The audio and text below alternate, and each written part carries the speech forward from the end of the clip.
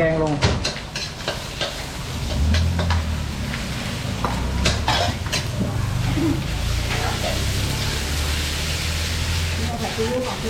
อันนี้ลูกชอบกินมากลูกชายตัวเล็ก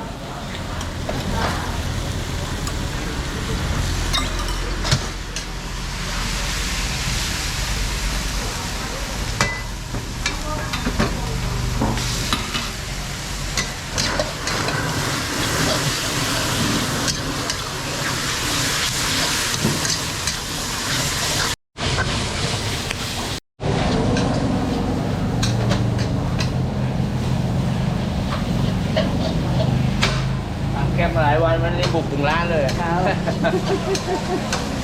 พอลูกชายบอกแม่อยากกินผัดซีอิ๊วก็ร้านนี้อย่างเดียว